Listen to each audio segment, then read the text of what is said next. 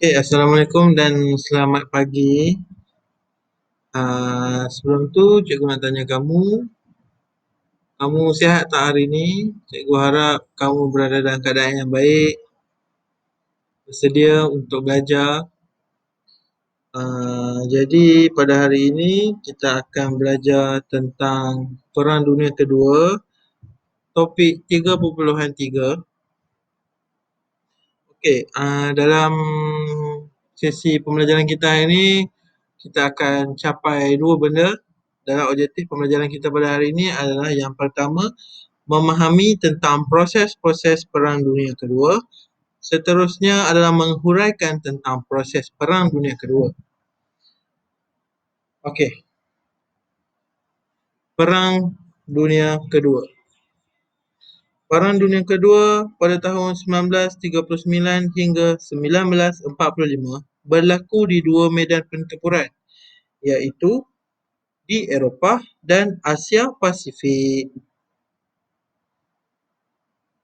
Peperangan di Eropah tertumpu di negara Eropah dan juga utara Afrika, manakala pula peperangan di Asia Pasifik tertumpu di Tanah Besar dan Kepulauan Asia Tenggara.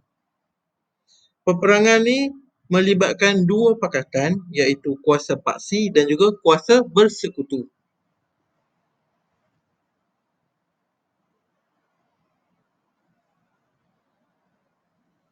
Kita tengok kepada faktor-faktor tercetusnya Perang Dunia Kedua di Eropah. Yang pertama adalah kemunculan ideologi baharu. Ada dua fahaman di sini, ideologi iaitu fascism dan juga nazism. Kita pergi kepada fasisme. Gerakan fasisme di bawah pimpinan Benito Mussolini dan parti fasis berjaya menguasai kerajaan Itali pada tahun 1922. Fasisme ini memberikan keutamaan kepada kepentingan negara melebihi kepentingan individu dan juga kepercayaan nasionalisme melampau, termasuk berperang untuk tingkatkan imej negara. Untuk pulihkan semula imej, Itali ini telah meluaskan tanah jajahan dengan menguasai Habsyah, iaitu Ethiopia dan juga Albania.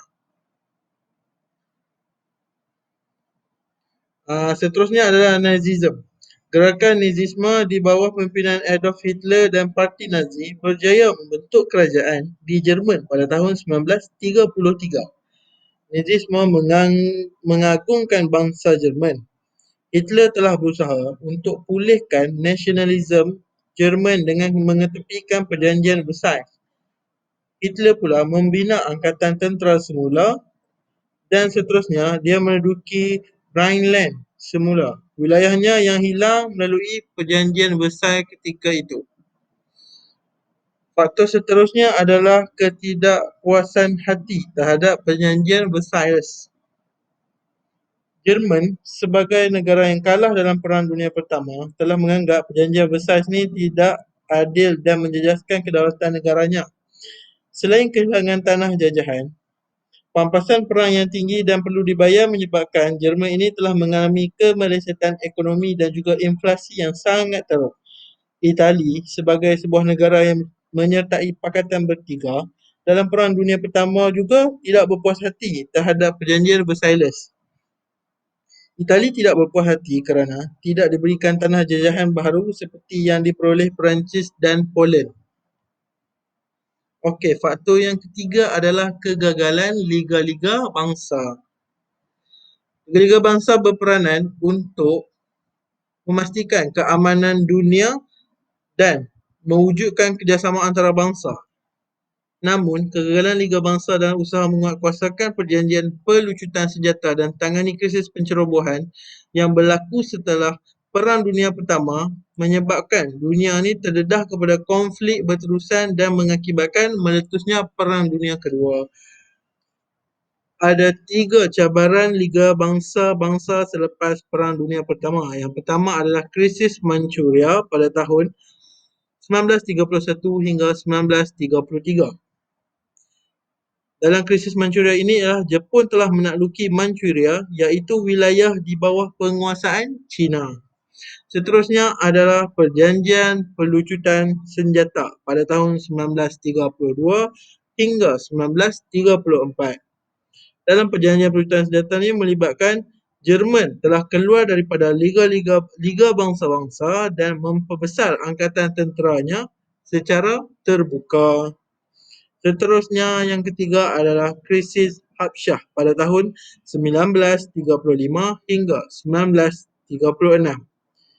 Krisis ini adalah apabila Itali telah menyerang Habsyah di Afrika. Okey. Kemudian kita pergi pula kepada Perang Dunia Kedua di Eropah. Perang Dunia Kedua di Eropah telah meletus pada September tahun 1939 apabila Jerman menyerang Poland.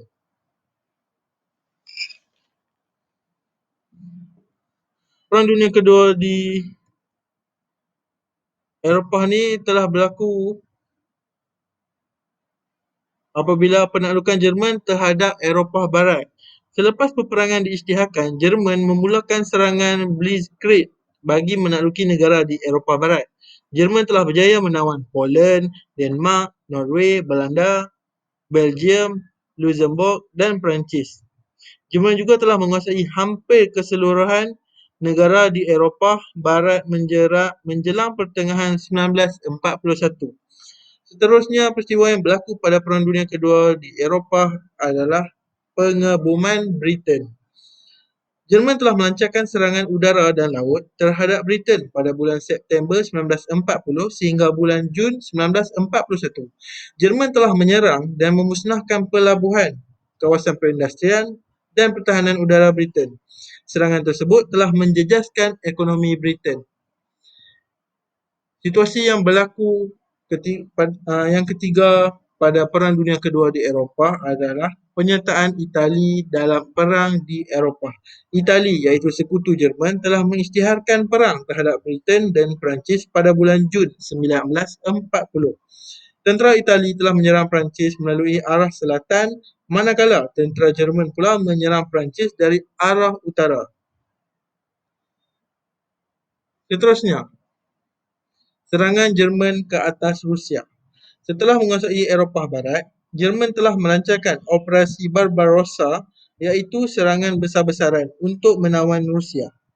Hitler ingin menguasai Rusia iaitu empayar terbesar di Eropah untuk mencapai cita-citanya menguasai seluruh Eropah.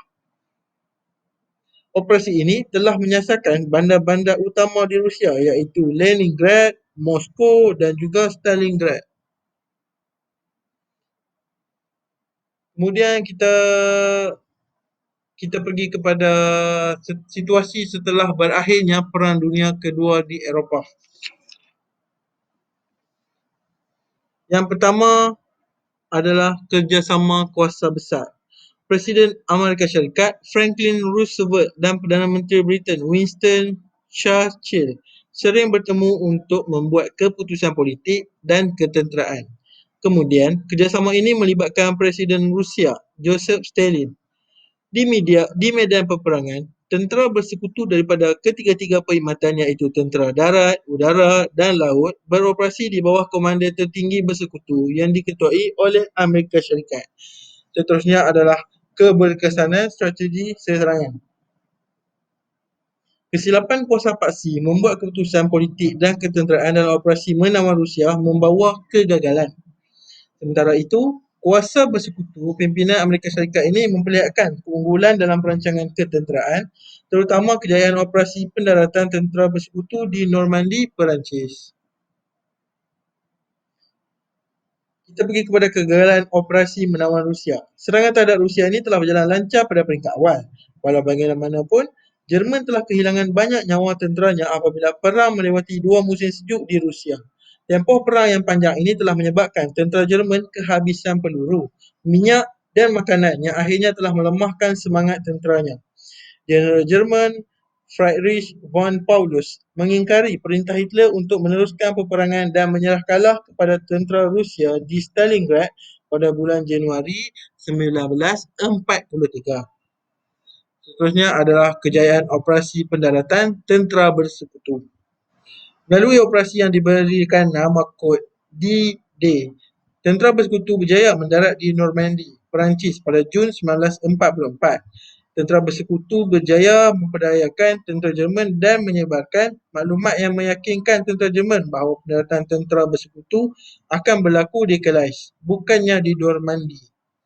Kejayaan tersebut telah meningkatkan semangat tentera Bersekutu dan menjadi titik tolak kepada kejayaan membebaskan Perancis dan negara Eropah Barat daripada penaklukan Jerman. Kejayaan Operasi D-Day membolehkan tentera Bersekutu memasuki Jerman dari arah barat. Pada masa yang sama juga, tentera Rusia menyerang Jerman dari bahagian timur. Kematian Hitler pada bulan April 1945 telah mengubah lanskap perang di Eropah. Jerman kemudiannya menandatangani perjanjian menyerah kalah sekaligus telah menamatkan perang yang berlangsung selama 6 tahun di Eropah. Ini adalah peta pendaratan tentera Bersekutu di Normandy, iaitu di Perancis. Okey, kesimpulannya. Kejayaan dalam perang di Eropah telah membolehkan tentera Bersekutu memberikan perhatian kepada peperangan di Asia Pasifik dalam usaha menghadapi kemarahan tentera Jepun. Jadi, tamatlah sudah topik kita tentang hari ini, iaitu Perang Dunia Kedua yang berlaku di Eropah.